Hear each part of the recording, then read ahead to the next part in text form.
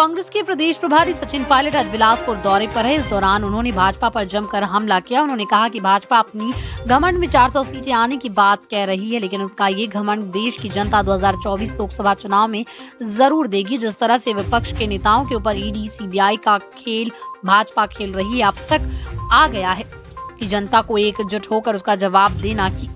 अगर हम दिल्ली की बात करें तो जिस तरह से दिल्ली के मुख्यमंत्री अरविंद केजरीवाल की गिरफ्तारी हुई, इससे साफ नजर आ रहा है कि भाजपा इंडिया अलायंस से डरी हुई है। उन्होंने आगे कहा कि जिस पार्टी ने हजारों करोड़ रुपए इलेक्टोरल बाउंड जमा किया, उसके खाते सीज नहीं हो रहे, बल्कि विपक्षी नेताओं को डराया धमकाया जा रहा है।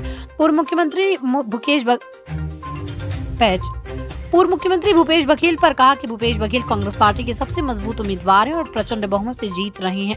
कुछ लोग अफवाहें फैला रहे हैं। जो प्रचार होने चालू किए वो दमदार तरीके से किया और भूपेश बघेल ऐतिहासिक बहुमत से लोकसभा चुनाव जीतने वाले हैं। बिलासपुर से मैं पाटली की रिपोर्ट। घेरे में लगातार इलेक्शन कमिश्नर इस्तीफा दे रहे हैं, कारण कोई पता नहीं। 24 घंटे की नियुक्तियां हो रही हैं, मामला कोर्ट में लटका हुआ है, तो प्रक्रिया पर, विश्वसनीयता पर, क्रेडिबिलिटी पर सवाल उठते चले जाते हैं। और अगर ये खामोशी और लंबी चली और लोगों के ज़हन में सवाल उठेगा कि ये निर्वाचन आयोग जो निष्पक्ष संवैधानिक संस्था है, क्या ये इतने बड़े मुल्क में देश की दुनिया की सबसे बड़ी लोकतांत्रिक व्यवस्था को सुचारू रूप से चलाने का इनका मन है कि नहीं, इसमें सवाल उठेगा। और मैं आरोप नहीं लगा रहा हूं, मैं सिर्फ ये कह रहा हूं कि सही समय है इंटरवीन करने का। जिस पार्टी ने इलेक्ट्रॉनिक बॉन्ड्स के जरिए हजारों करोड़ रुपए अपने खाते में जमा कराए, सुप्रीम कोर्ट कहता है ये बॉन्ड इलीगल हैं, उस पार्टी के खाते सीज नहीं कर रहे हैं।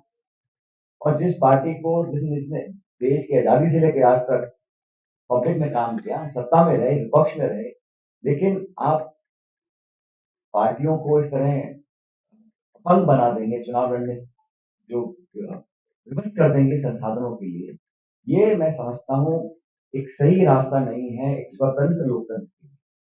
उसके ऊपर आप देखिए किस प्रकार की कार्रवाई की इज्जत आता है। झारखंड में जो आपने देखा, हेमंत सोरेन जी के ऊपर तमाम तरह के कार्रवाई करी और वहां पर जो हुआ आप सबने देखा।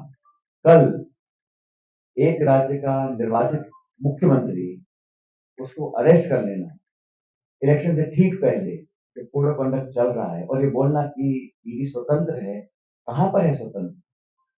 राजनीतिक विरोधियों पर इस प्रकार का अंकुश लगाना, उनको दबाव की राजनीति का शिकार बनाना, खुलेआम सब मान मर्यादाओं का, नैतिकता का ये धज्जियां उड़ा देना और इस प्रकार की कार्रवाई करना, ये न सिर्फ घमंड और गुरूर का एक उदाहरण है, लेकिन सत्ता में बने रहने के लिए हर सीमाओं को लांघने की जो एक सोच है, वो कहीं न कहीं प्रदर्शित होती है।